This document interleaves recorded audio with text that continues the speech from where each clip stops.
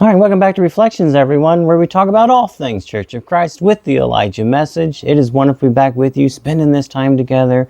So we've been talking about other records to come forth, this idea of continuing revelation in Scripture. And so we know that the vision of the brother of Jared is yet to come forth from Ether chapter 3. We know that the writings from the lost tribes of Israel are to come forth from 2 Nephi chapter 29. I think this is really interesting. If we go to the Bible, in the book of Revelation, in chapter 20, it's a really fascinating passage here in verse 12. And I saw the dead, small and great, stand before God, and the books were opened. And another book was opened, which is the book of life. And the dead were judged out of those things which were written in the books according to their works. And that sounds a lot like 2 Nephi 29:11. But it's interesting how this passage is interpreted. So the books can refer to the books of the Bible, some say. Others say that every person has their own book in every act and thought and as recorded in this book. As we would say in the Elijah Message tradition, that these are the books of scriptures. You know, the Bible, the record of the Nephites, the word of the Lord. And in Revelation 22, picking up here in verse 18,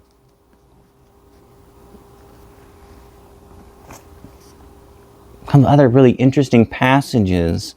For I testify unto every man that heareth the words of the prophecy of this book. If any man shall add unto these things, God shall add unto him the plagues that are written in this book. And if any man shall take away from the words of the book of this prophecy, God shall take away his part out of the book of life, and out of the holy city, and from the things which are written in this book, the holy city of Jerusalem. And it's interesting how these passages are interpreted. For some say, well, the books refer to the Bible.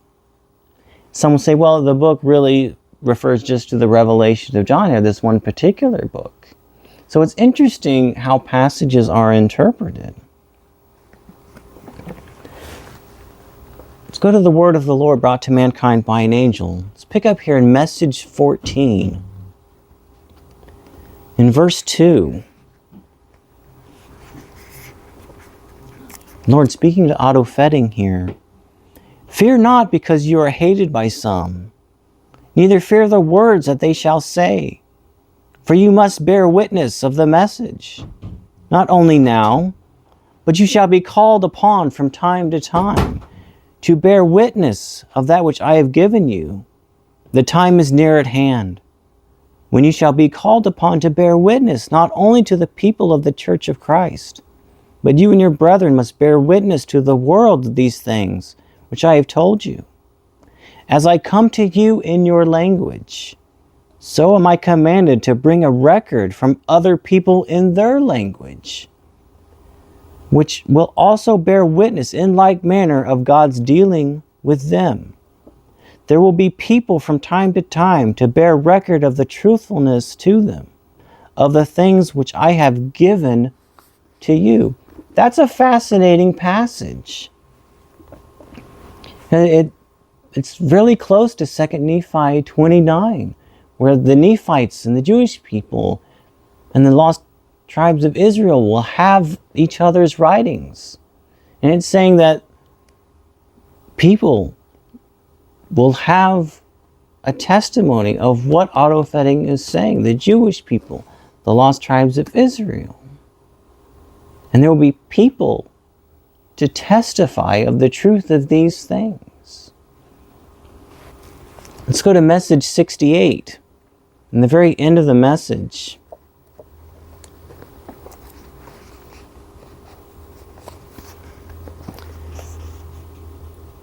while this is not part of the message, it occurred at the end of the messenger giving the above words. He had been seated in a rocking chair, and I sat across from him by the table, writing the message as he gave it. This is the first time another personage has appeared with him standing by his side. They were of similar size with beautiful countenance.